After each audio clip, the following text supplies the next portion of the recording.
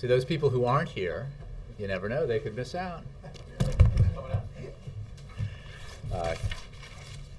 Good day, ladies and gentlemen. Thanks for being here. I have no announcements, so let's get started. Associated Press, Ken. Thanks, Jay. Governor Romney's campaign is promoting a number of steps on energy today. Some of the goals that they're laying out are creating more than 3 million jobs through increased energy production, energy independence by 2020. Does the president think that some of these goals are feasible?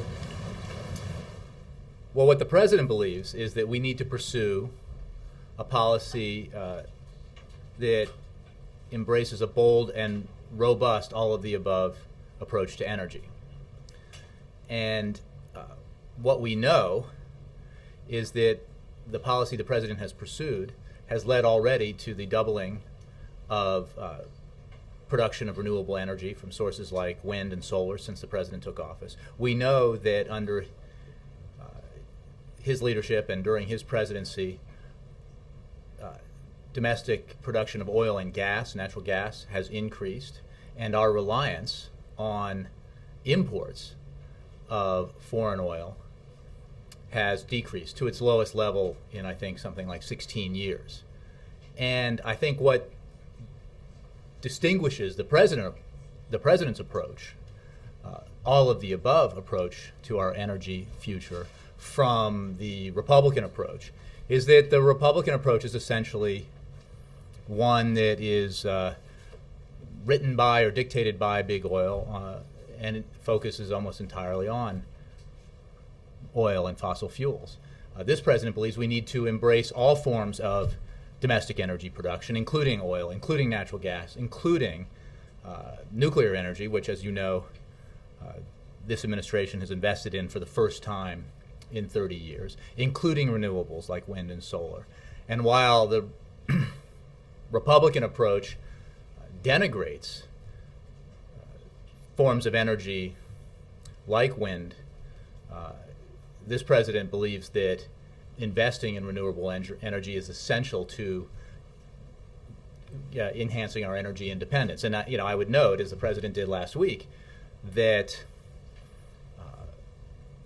I think Congressman Ryan has called wind energy a fad, and I think maybe Governor Romney called it imaginary. This is a narrow view and a dangerous view if you think about how important energy security is and domestic production of energy is to our national security interests. So this president will continue to push for an all-of-the-above energy approach that ensures that we aggressively pursue domestic oil and gas production, that we aggressively pursue renewable energy production, and make the investments necessary to secure our future. Some of the components include, increased drilling off the coast of Virginia or Florida, increased energy production on federal lands. Does the president think there's a place in an American energy policy for some of these ideas that Governor Romney is proposing today? Well, I can tell you that, as you know, Ken, under the president, we have increased production on federal waters and lands. As the administration just finalized a plan that will build on the millions of acres we have made available for production offshore in the last year alone by making 75% of offshore resources available for production.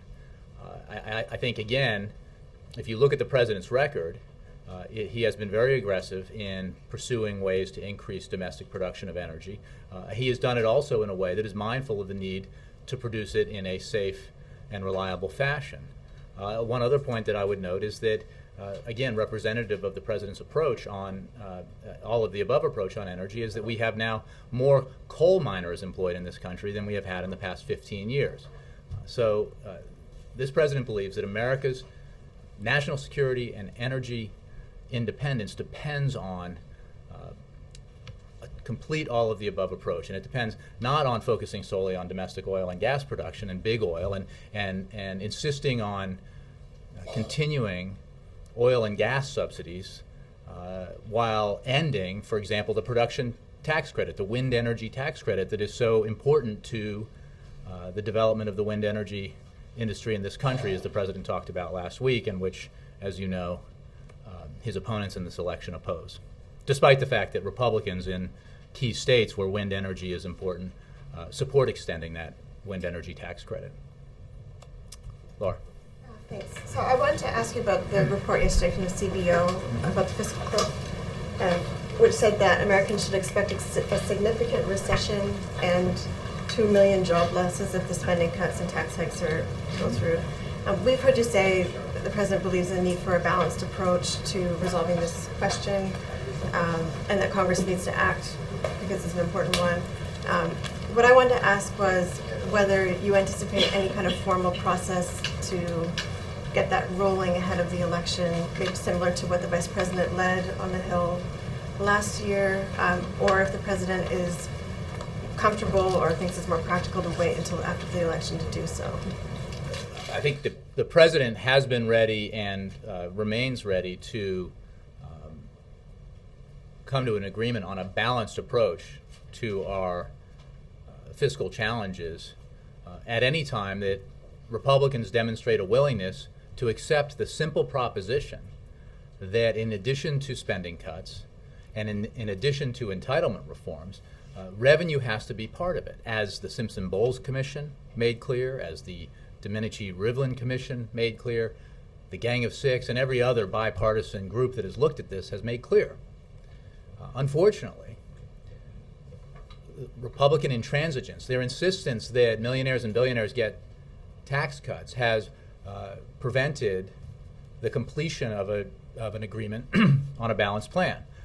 What we do know, however, going to the CBO report, is that the single biggest component of the so-called fiscal cliff is the middle-class tax cuts that Republicans and Democrats all agree ought to be extended.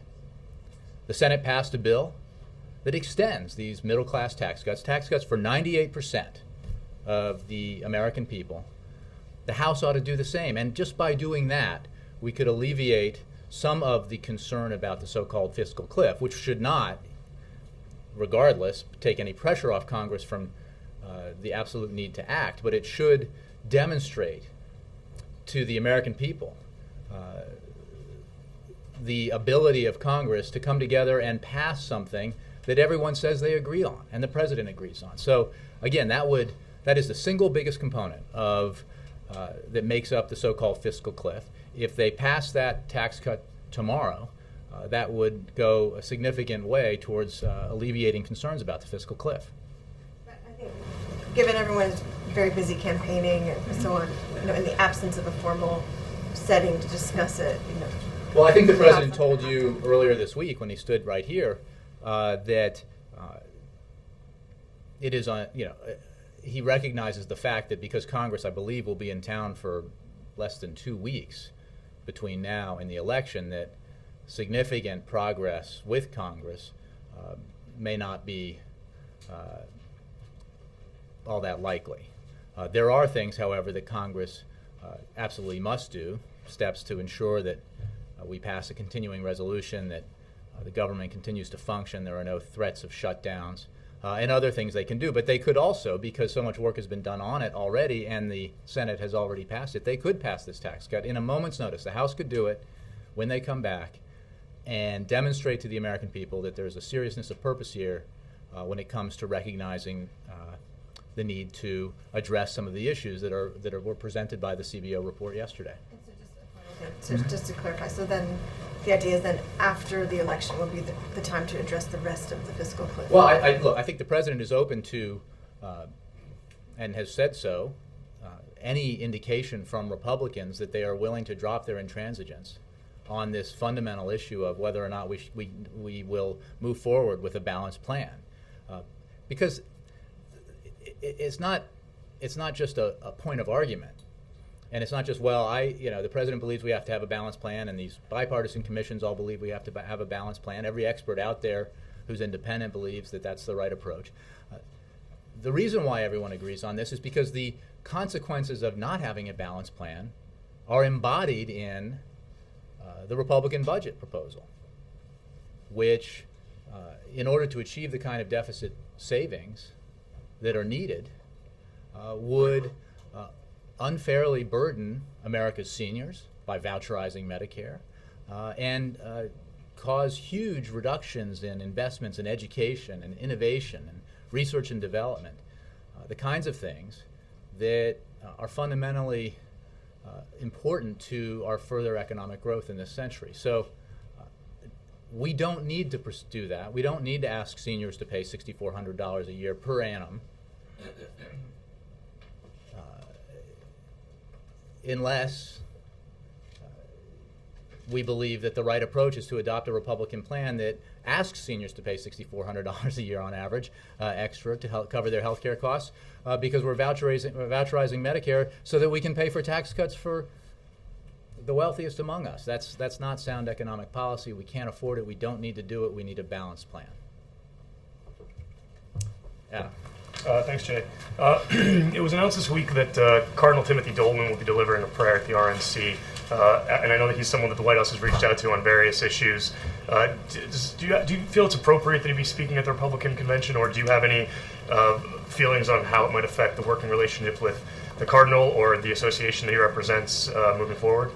Oh, I think there's a tradition of religious leaders giving prayers or invocations at conventions. I don't see a problem with that. I also had a question. I know there's some articles circulating around the DHS and FBI about some possible anarchist activity at both the RNC and the DNC. I know this is probably something that should be handled by the law enforcement community, but is there advice that the White House is giving to members who live, residents who live in the area, or anything that in relation to activities who aren't attending the convention or just citizens? I'm not aware of the reports that you mentioned, and certainly it wouldn't be for the White House to issue law enforcement guidance. I would point you to local law enforcement officials as well as federal law enforcement. And finally, I know that this is, I think you were asked about this earlier in the week, but there's been a sort of push from the Online Homebrewers Association for the White House to release its beer recipes. I believe there are 3, at least, White House beers brewed here. Does the White House have any plans to release its beer recipes? Not that I'm aware of. It's true that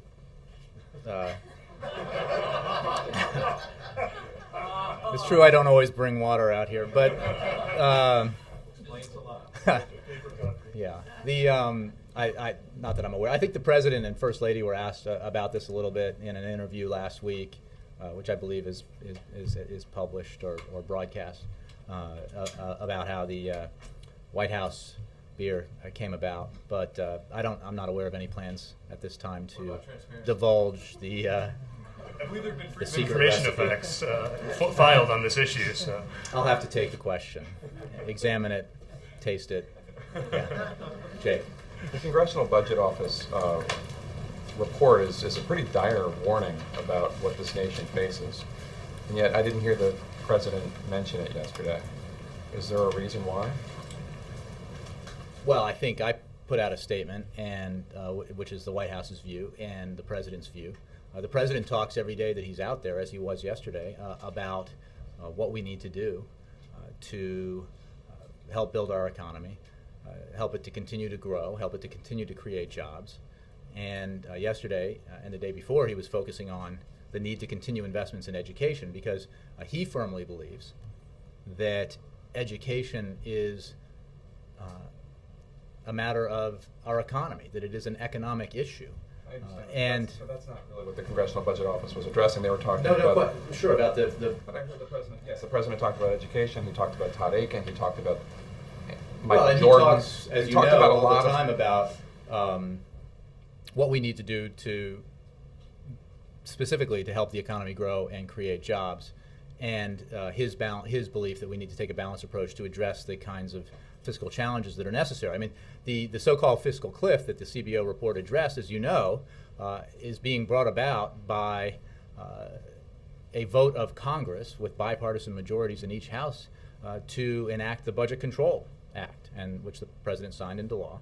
Sure, Which is he's not an innocent bystander No, here. He's I'm the not President of the suggesting United he is. States. I guess Well, here's the question: Do you think the President is showing as much economic leadership on this issue as he could be? Yes, and I think that what I talked about in answer to an earlier question is that, look, we recognize that there's an enormous debate, a big conflict between the president and the Republican leadership in particular over whether or not we need to extend and in some plans give even greater tax cuts to the top 2% of American earners, the most well-to-do Americans. That debate is unlikely to be resolved between now and the election. The president talks about how in many ways the voters will help resolve it by the election. But what we can agree on, and this goes right to the issue of the fiscal cliff, is that we should absolutely extend tax cuts for 98% of Americans and 97% of American small businesses tomorrow, or the day that Congress gets back. And that would demonstrate to the American people and to people around the world that despite our differences on some very important issues, we can come together and do the practical thing and the sensible thing to help our economy grow, to avert some of the concern over the so-called fiscal cliff. And I think that would give people a lot of reassurance about the capacity of their leaders in Washington after the election to continue to address these challenges and to ensure that we don't have to, that the sequester does not come about, because it was never designed to take effect. It was designed to be so onerous that it would force action, and hopefully that will take place. But what we do know is that we agree on this. The middle-class tax cuts, which I think this is a little-known fact, are the single biggest component of the so-called fiscal cliff. If we pass that, that would have a very positive impact on both in the raw number sense, but also, I think, psychologically, because it would demonstrate that Washington is willing, and despite the partisan differences here, to do the right thing by the American people and by the American economy. Why isn't the president on Capitol I Hill think, telling I'm not aware that anybody's up on Capitol Hill, but the president's position. Even talking about this. He talks about this frequently. He talks about it all the time. I mean, he was focusing on education the last couple of days, but numerous speeches in the last several weeks, he talks very much about. You saw him repeatedly talk about the need to extend middle-class tax cuts, and he'll continue to do that. I'm standing here today speaking for him and for the White House and the administration, talking about the need to do that. And we would welcome, in a heartbeat, a willingness by Republican leaders in the House to schedule a vote on and pass an extension of the middle-class tax cuts. And then we could all agree that our differences on the remaining 2% remain, that we don't agree on that issue, and that might have to be dealt with after the election. But if we took that action on the 98%, it would demonstrate a seriousness of purpose, and it would be very helpful to both the American people who would have that assurance and certainty about their tax cuts, 98% of the American people, and to the economy writ large. Just to follow up on the energy question, why do you and the White House and the president continue to refer to it as an all-of-the-above energy approach when there are certainly components that Republicans are pushing forward that you reject, such as the Keystone Pipeline or other things? Well, first of all, the Keystone Pipeline is a process. We haven't rejected anything. It's a process that's underway at the State Department that was delayed for two reasons. One, because of concern by folks in Nebraska, including a Republican governor, about the original proposed route, and then because of the House Republicans' insistence on including it as part of the payroll tax cut extension.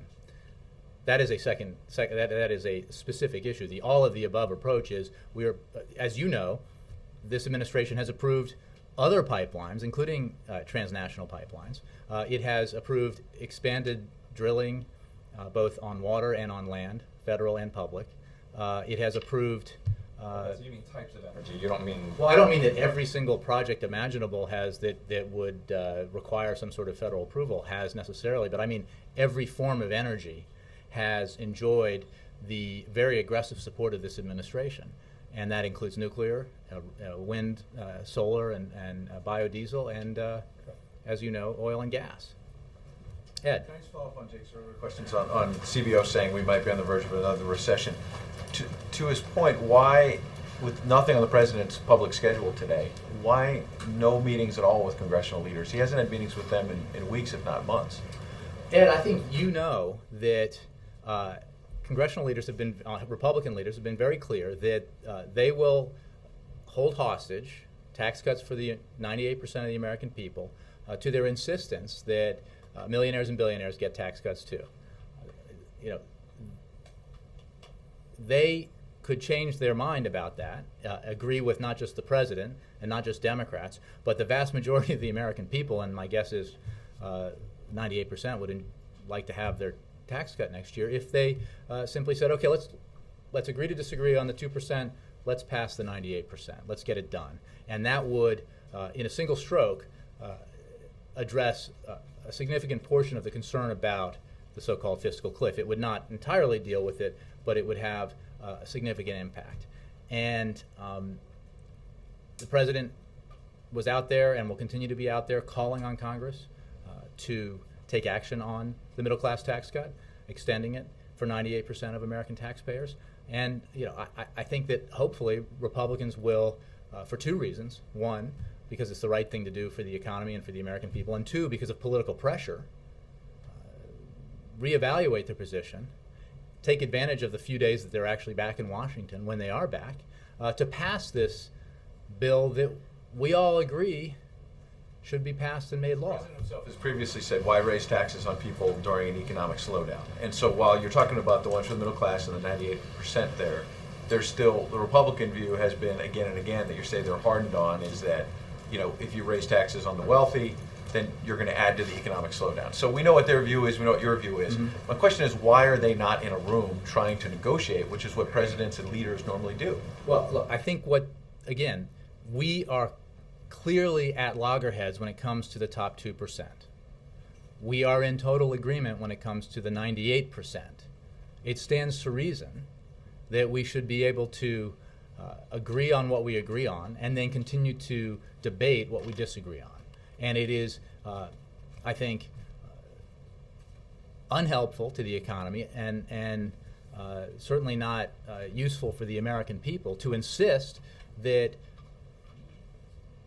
98% of you won't get a tax cut unless the top 2% of the well-to-do Americans get a tax cut. And in terms of the president's position on this, his position. It's been his position for a long time.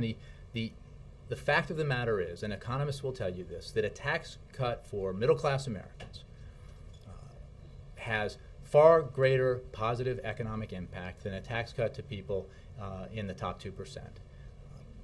They don't necessarily spend it and inject it back into the economy. It just does not have the same macroeconomic impact. And when you're weighing what we need to do to help the economy grow as we deal with our deficits, we simply can't afford to spend that extra $1 trillion over what would be 10 years potentially on another tax cut for the wealthiest 2% of the American people. I mean, here's the thing. Some of the very leaders in Congress today, Republican leaders in the House, stood before us, I was a reporter then, and declared on the eve of the vote for the Clinton budget, the Bill Clinton budget in 1993, that raised marginal tax rates on wealthier Americans, that it would cause a recession if they passed that bill and signed it into law, that it would cause economic decline, it would cause job loss. I think we can all agree that they were wrong. Because what we got instead was sustained economic growth, significant job creation, 23, 24 million jobs, and the only time in our lifetimes when the budget has been balanced, and millionaires and billionaires coined at a rapid pace. So the president's position is you have to have a balanced approach. We need tax cuts for the middle class. We can't afford tax cuts for the wealthiest. Last thing, does the White House have a view on this book by a Navy SEAL who's going to come out and talk about the bin Laden raid? The book's going to be published, I believe, on the 9/11 anniversary. There seems to be some concern at the Pentagon and the CIA that somebody who's got that kind of intimate knowledge is going to put it into a book. Does the White House share that concern? Well, as I think one of my colleagues here noted yesterday, we were unaware of this book until yesterday and the press reports about it. So I don't know what's in it and would refer you to the Defense Department since it's apparently or supposedly written by someone in the military or retired. But I just don't know anything else about it. Kristen. Jay, thanks. The New York Times is reporting today that this administration has close ties to Exelon, which may have helped foster greater access to the upper reaches of this administration, may have proven helpful in terms of securing some grants and loans. Do you have a reaction to this report? Is it a fair report? Well, I would say a couple of things. The truth is that Exelon has a long history of supporting politicians of both sides of the aisle. And as most of you who have covered the rulemaking process, you know that these decisions on grants are made on the merits. And as Cass Sunstein said in the story, it would be a huge mistake to draw any link between the number of meetings that OIRA, the agency that he headed until recently, holds with outsiders and the outcome of any rule. In fact, OIRA meets with any entity that asks for a meeting. That is their policy. And for the standards listed, OIRA also met 4 times with the Sierra Club, 3 times with the American Lung Association, and 3 times with the American Academy of Pediatrics.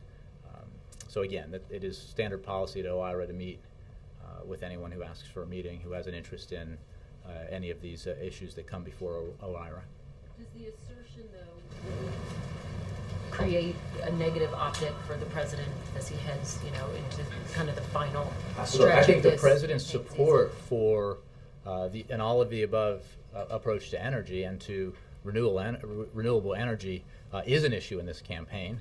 It's one that he's proud to have be an issue, as you noted when he was out in Iowa last week and has spoken about elsewhere. He firmly believes that our energy future in this country will be more secure, and therefore our national security will be enhanced if we pursue policies that expand domestic oil and gas production, that aggressively invest in and expand renewable energy sources, that make investments, as this administration has, in nuclear energy. This is an approach that we have to take. And he's obviously Republicans have made an issue of this, and it is one that he is very happy to debate. But this story doesn't necessarily call into question his views on all of the above approach, but more so his ties to But my reading of the story simply said the big assertion in the story is that people from this company had meetings at OIRA, and what I'm telling you is that any entity that asks for a meeting with OIRA, that has an interest in or is a stakeholder in any of these standards or rules, gets a meeting. So I'm not sure what the issue is, frankly. Okay. And Jay, I just want to ask you, yesterday Josh Earnest said of Ban Ki-moon's visit to Iran to attend the meetings there, that he hopes that he will encourage the Iranian regime to live up to their international obligations. Has the White House encouraged the Secretary General to directly voice this concern to the Iranian regime? Well, I don't know if that conversation has taken place. I think that what Josh said yesterday, and I'll reiterate today, is certainly our position, and it is well known, which is that we believe that the Iranians use this kind of forum for propaganda purposes, and we would ask participants to take advantage of that forum to press upon Iran the need to abide by its international obligations or face further isolation and further sanction for refusing to abide by their international obligations. Scott, and then Roger. 2 things, Jay. One, do the differences between the administration and the GOP on energy also extend to the demand side?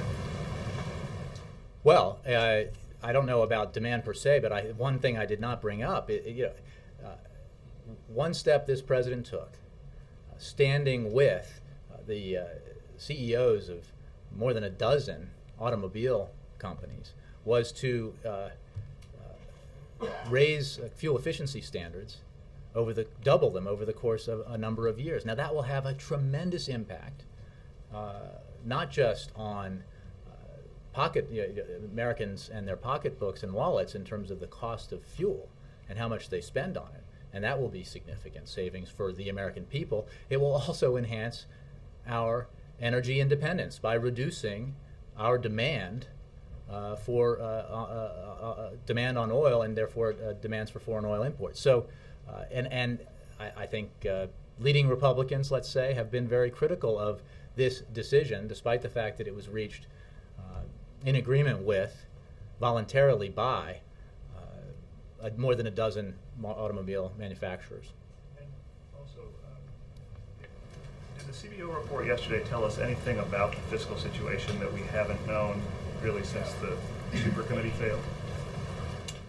Well, I think they make periodic revisions, and I think that they have now taken into account, since the last time they looked at this, all the economic data that has been provided and what's happened in the economy since. But I don't think that it tells us anything surprising, in the sense that we know we have to take action to address our fiscal challenges in a balanced way. We know we need to take action to ensure that the so-called sequester doesn't take effect. And it requires a little will and backbone by Congress to agree to the fundamental premise that is widely supported around the country, that we need to tackle these issues in a balanced way. And at least prior to that, even as we acknowledge that we will debate some of these issues beyond the election, we can take action immediately to pass the tax cuts for 98% of the American people that would go a significant distance down the road towards addressing the fiscal cliff. Roger. Yeah, thank you. Ken mentioned this at the top, but I wanted to get down a little further. One of Romney's energy plans today had to do with the giving states control of oil and gas on federal lands. What does the president think of that? Well, I'm not aware of that specific proposal, and I'm not, frankly, as steeped in the details in terms of how these processes work. I know that this president has aggressively expanded oil and gas production in this country, but in a way that he believes protects the health and safety of our lands and waters, and of course of the American people. And he'll continue to do that. I guess I was getting at the state. Right, and I'm not aware of that particular provision in the governor's proposal. April? Jay, I want to ask you some questions about Isaac as it relates to Haiti and as it relates to the United States. The United States, along with the royal body, are working to try to fortify, rebuild Haiti, and Haiti is right in the path of Isaac. What is this administration doing as it relates to preparing for Haiti with Isaac's approach upon the country? Well, right now, the administration through FEMA has been in close contact with local officials and emergency managers in Puerto Rico, the United States Virgin Islands, as well as the Florida Emergency Management Agency. And obviously that's because these are American lands and territories. We are monitoring the storm, FEMA is, and NOAA, and very mindful of the suffering that Haiti has endured because of the earthquake, and will, I'm sure, be prepared to assist any, Haiti if it does suffer under this hurricane. But I think we need to step back and acknowledge that we don't know where, what direction the hurricane or the tropical storm, if it becomes a hurricane, will take. And I think I saw Administrator Fugate on television discuss this and say, we need to make sure that everyone who could potentially be affected by the storm, whether it's in Puerto Rico or the Florida Keys or anywhere on other U.S. coastland, be prepared and make sure they're paying attention to updates on where the storm is and how strong it is and where it's headed. And FEMA is working very closely with all the appropriate agencies to do that. But you understand why I ask about Haiti, because Haiti is still trying to come back just to the basic piece of where they were before you had that massive earthquake. And you still have people living in camps. Haiti's still... No, I completely appreciate the question and agree with the assessment of Haiti's, what it has endured and what its vulnerabilities are. I would suggest that perhaps the State Department can help you with more on whether, what Haiti might be doing to prepare for potential storm. And again, I'm not briefed well enough to know what the odds are that Haiti would be affected. Does the president still get updates on Haiti, even though we're several years out now from the earthquake? Does he get regular updates on Haiti? I would have to take the question. I know that he does periodically from the NSC and the area, the directorate within the NSC that has Haiti within its area of responsibility. But I couldn't tell you when the last time he got an update on it was, or the situation there. Okay. Let's see, all the way. Yes, in the back. You, sorry, almost in the back. That's okay. 3 from the back. Thank you, Jay. The president has understandably been talking a whole lot about education and the economy. We haven't heard much about the plan for the next 4 years for the war in Afghanistan. And so I guess I wanted to ask a two-part question. Mm-hmm. First of all, what is the plan for the next 4 years? And second of all, there's some chatter that the reason it hasn't been discussed is because Governor Romney and the president essentially agree.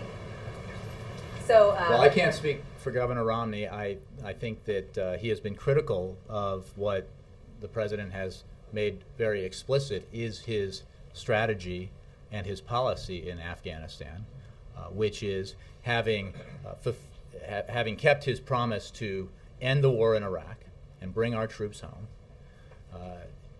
He refocused attention on the effort in Afghanistan, which, after all,